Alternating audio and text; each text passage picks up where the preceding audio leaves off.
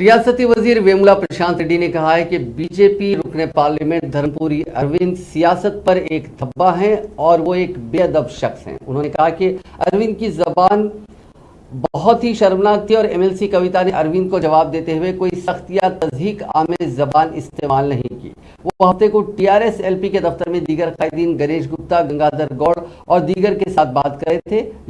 रियासती वजीर ने कहा कि बहुत से लोगों ने अरविंद को अपनी रविश दुरुस्त करने का मशवरा दिया, लेकिन वो बेसूद रहा और रुकने पार्लियामेंट बनने के बाद से अरविंद ने निजामाबाद के लिए कुछ नहीं किया। उन्होंने कहा कि बॉन्ड पेपर देने के बावजूद हल्दी बोर्ड का वादा पूरा नहीं करने पर लोग अरविंद को हल्के में दाखिल होने की इजाजत नहीं दे रहे हैं।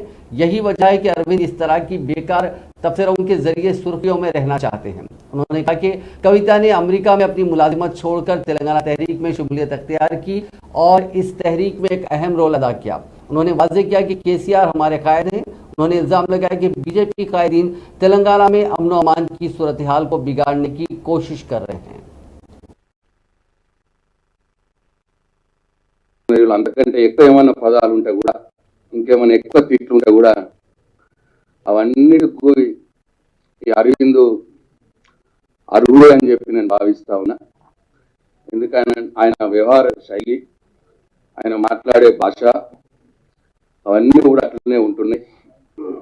గత 3-4 సంవత్సరాలుగా ఎన్ని రకాలైన నచ్చ చెప్పాలని చూసినా ఎందరన్ని చాలా మంది ఆయన ఫ్రెండ్స్ కావచ్చు, ఇంకా రాజకీయాల్లో ఉన్నవారు కావచ్చు, అది పద్ధతి కాదు, అట్లా మాట్లాడద్దు, భాష తీరు మార్చుకోవాలి.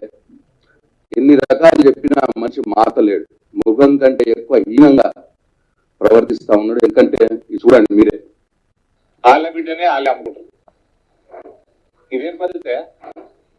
కవితను కొనుక్కొని, కేటీఆర్ కొనుక్కొని మేమేం చేసుకోలే. ఒక ఆడబిడ్డని పట్టుకొని ఓ తండ్రి వాళ్ళ బిడ్డను అమ్ముకుంటున్నాడు